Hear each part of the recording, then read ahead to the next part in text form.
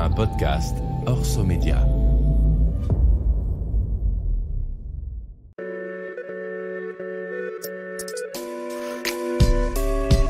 On les appelle des influenceurs, ou certains préfèrent créateurs de contenu. Ils ne sont ni journalistes, ni des professionnels des médias, et pourtant ils informent, divertissent ou stimulent les neurones de millions de personnes chaque jour avec leurs vidéos, leurs podcasts, leurs stories ou leurs newsletters.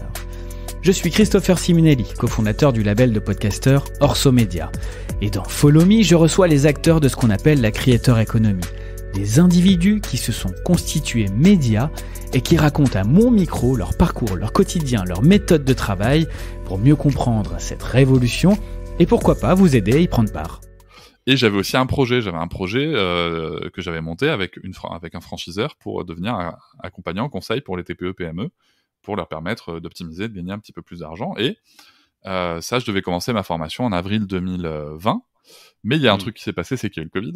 Je sais pas de quoi tu parles. Voilà. Et donc, tout ça s'est tombé à l'eau. En plus, parce que ma compagne, elle est pro de santé, mais une des seules professions de santé qui a été très très mal rémunérée de la baisse de revenus du Covid. Donc, il y a eu un gros trou dans la raquette. Donc, les sous sont partis ailleurs. Et je me retrouve du coup sans projet, mais il se trouve que en arrêtant de travailler sur une idée de ma compagne originale, j'avais lancé un podcast qui s'appelle Papatriarcat, et que avec un compte Instagram, donc là on est en mars 2020, et que en fait ça m'amuse, j'y passe du temps. Alors qu'est-ce que tu racontais dans ce podcast et sur ce compte Instagram ? Alors la première intention du podcast, c'est venu de ma compagne qui me disait, quand on parlait d'éducation, de nos différents choix éducatifs, parce qu'on a fait beaucoup de choix éducatifs qui sont pas forcément communs. Déjà, il y a une certaine éducation dite positive. Il y avait des couches lavables, il y avait de l'hygiène naturelle infantile, il y avait du cododo, il y avait du portage. Enfin, il y a plein de choses. Et elle me disait, forcément, il fallait argumenter auprès de la famille, auprès des amis, auprès des collègues. Et elle me disait, chérie, quand t'en parles, c'est trop chouette. Et la façon dont tu amènes les choses, c'est trop chouette. Ça serait trop cool que tu fasses un podcast avec. Alors, je t'avoue que quand même on a parlé, on était en novembre 2019. Moi, j'étais à la Fnac, donc en position de directeur adjoint. Et tu doutes bien qu'en termes de business, à la Fnac, j'avais autre chose à penser que de lancer un podcast à ce moment-là, en novembre-décembre. Mais par contre, quand je suis revenu à la maison, en effet, je me suis dit, tiens, c'est vraiment, il y a peut-être un truc à faire.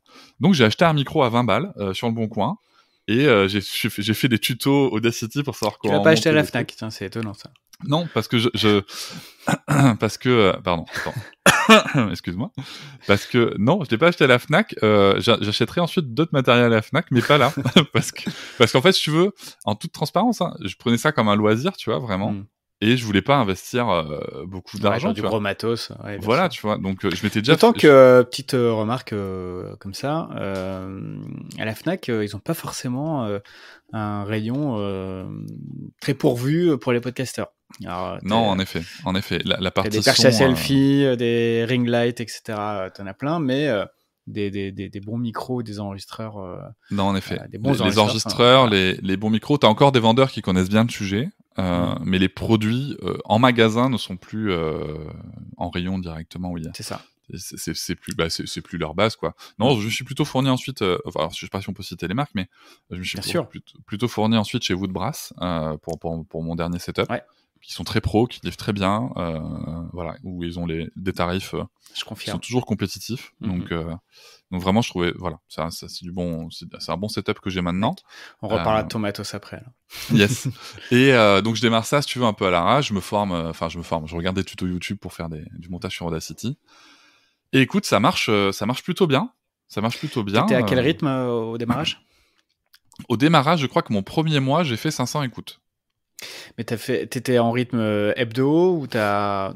Alors, j'avais démarré en rythme... Je voulais démarrer en rythme bimensuel. Et en fait, comme il y avait le Covid, et qu'on était confinés, si tu veux, je me suis retrouvé avec du monde à la maison, et on avait du temps, et en même temps, on se marchait un peu dessus, donc c'était chouette, tu vois, d'avoir des moments où j'allais enregistrer des trucs. Et je me suis retrouvé à enregistrer, à faire un épisode par semaine.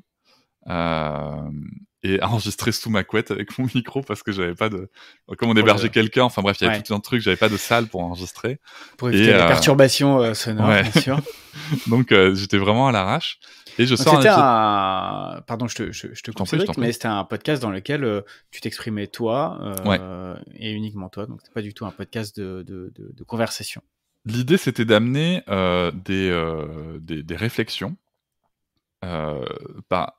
et de simplifier au maximum des éléments concrets. C'est quelque chose qui m'a beaucoup servi. Je suis passé le 14 octobre dans l'émission Touche pas à mon poste, où j'ai pu passer des messages simples et très efficaces sur l'éducation positive. Et c'est aussi parce que j'ai su faire ce travail-là avant, tu vois, que j'avais quelques... Non pas des punchlines, parce qu'elles n'ont pas pour but de puncher qui que ce soit, mais plutôt des phrases un peu choc pour vulgariser des sujets. Et ça, c'est un travail vraiment qui me tient à cœur. Mais du coup, ça a commencé comme ça.